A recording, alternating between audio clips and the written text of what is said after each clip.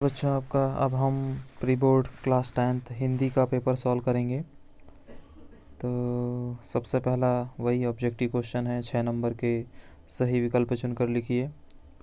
तो पहला प्रश्न है भक्ति काल की समय सीमा है, तो उसका ऑप्शन ब सही है। संवत 1375 से संवत 1700 तक, ये भक्ति काल की समय सीमा है। दूसरा प्रश्न है रामचरितमानस की भाषा है, तो रामचरितमानस की भाषा अवधी भाषा है। तीसरा प्रश्न है रौद्र रस का स्थायी भाव होगा, तो रौद्र रस का स्थायी भाव क्रोध है। और नेताजी की मूर्ति लगवाई गई थी, तो नेताजी की मूर्ति किसके द्वारा लगवाई गई थी, तो नेताजी की मूर्ति नगर पालिका के द्वारा लगवाई गई थी। अगला प्रश्न है चिकित्सालय का समास विग्रह होगा, तो चिकित्सालय का समास विग्रह है चिकित्सा का आलय, अर्थात द्वंद्व समास। अगला प्रश्न है सांप निकलने पर डर कर भागे भोलानाथ आकर छिपे मैया के आंचल में, इसका द ऑप्शन सही है।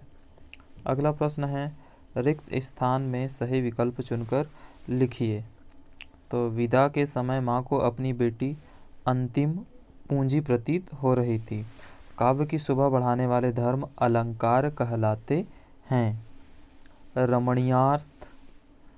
रमणीयार्थ प्रतिपादक शब्द काव्यम भरत मुनि की परिभाषा है।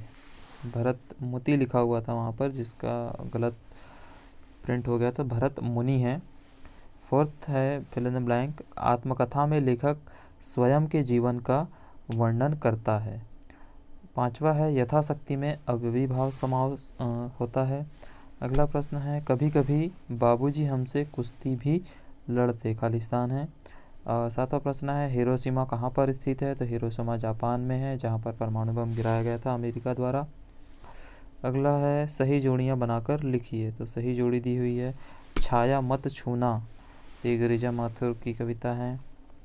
दूसरा है पृथ्वीराज रासो कौन, पृथ्वीराज रासो किसके लेखक हैं, तो महाकाव्य के लेखक हैं वो। एक कहानी यह भी, तीसरा ये किसने लिखा है, तो ये मन्नू भंडारी ने लिखे हैं। चौथा है ईश्वर करे तुम पास हो जाओ, तो यह इच्छावाचक वाक्य है। पांचवा है 9 2 11 होना, इसका जो घ ऑप्शन है वो गलत है कि बिना मेहनत के लाभ प्राप्त करना, ये 9 2 11 का गलत दिया हुआ है, क्वेश्चन पेपर में गलत प्रिंट हो गया है, तो इसको आप छोड़ सकते हैं। अगला है माता का आंचल, ये किसके द्वारा लिखा गया है, तो माता का आंचल शिव पूजन सहाय के द्वारा लिखा गया है।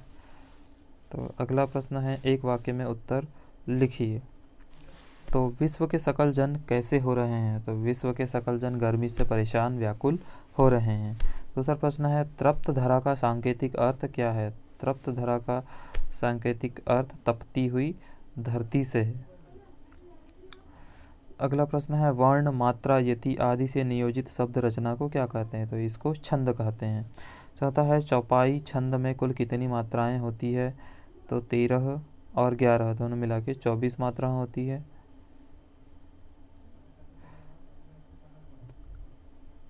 अगला प्रश्न है नेताजी की मूर्ति कितनी ऊंची थी, तो नेताजी की मूर्ति 2 फुट ऊंची थी। उपासना करने वाला क्या कहलाता है, तो उपासना करने वाला उपासक कहलाता है।